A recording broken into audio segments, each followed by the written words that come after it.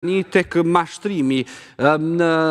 piramidat online, ku në zonën e Divjakës dhe të Lushnjës sidomos, por më shumë në Divjak. Report Televizion ka siguruar dosjen. Çfarë thuhet në këtë dosje? Si është zhvilluar i gjithë ky mashtrim online? Sa është parafërsisht numri i qytetarëve që kanë rënë pre? Të gjitha këto detaje do i kemi në raportimin e kolegut ton Sokol Dema. Përshëndetje Sokol, si funksiononte e gjithë kjo skem dhe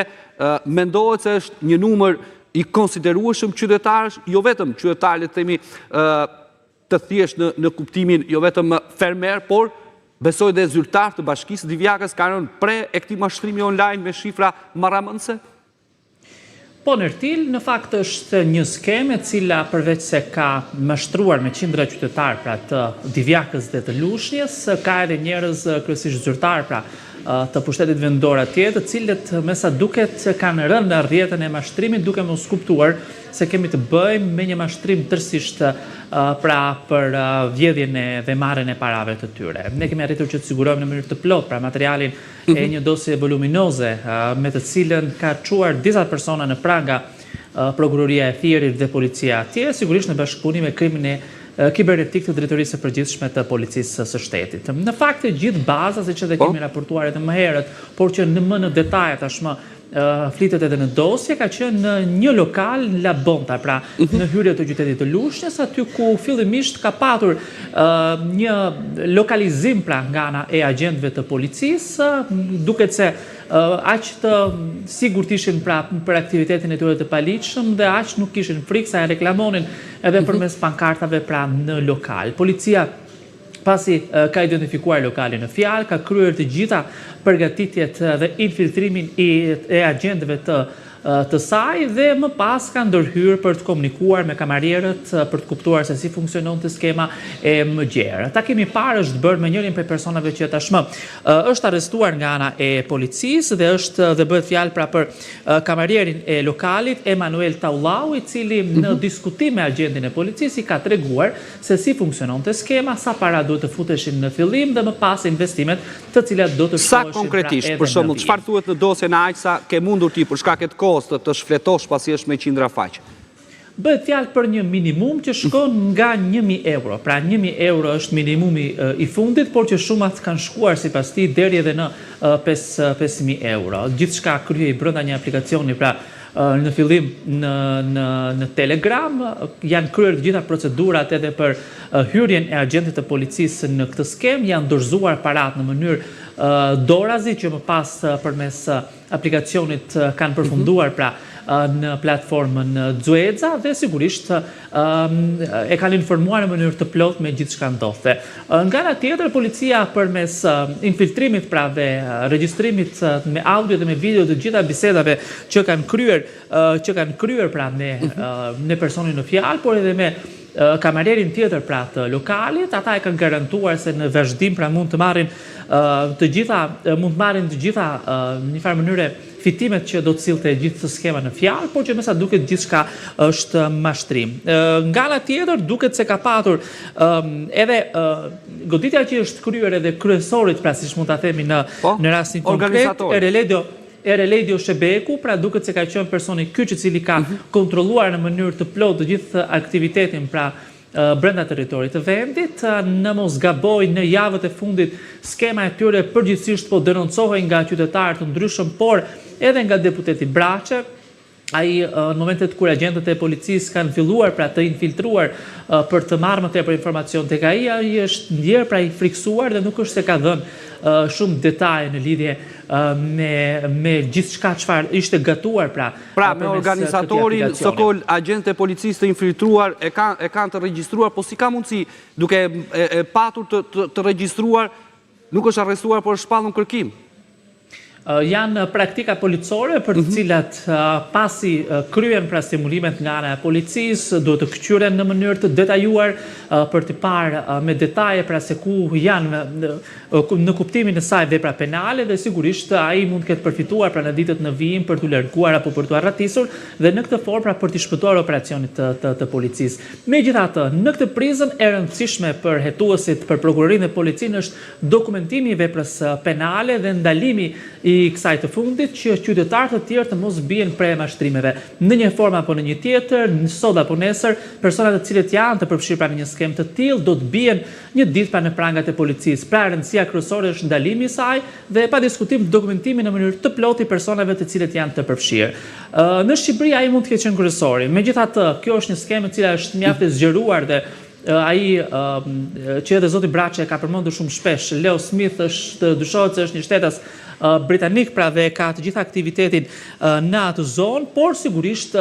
për identifikimin e tij në mënyrë të plotë apo për të patur një bashkëpunim edhe me autoritetet britanike mund të ndodhë kjo në vijim për përqasjen në mënyrë të plotë. Ju më përmendët pak më herët për numrin pra në total të personave të cilët mund të jenë mashtruar deri më tani. Në fakt numri mendohet të jetë shumë më i madh, por ajo çfarë është arritur të paktën deri më tani të verifikohet apo të dokumentohet deri në këtë moment është mbi 580 persona të cilët janë regjistruar në platformë. Pra, edhe fiksoj edhe një herë që dyshohet të jetë akoma më i madh numri, edhe pse në fakt policia ndërhyrjen pra për të bërë një hetim të tillë të plot krimi kibernetik dhe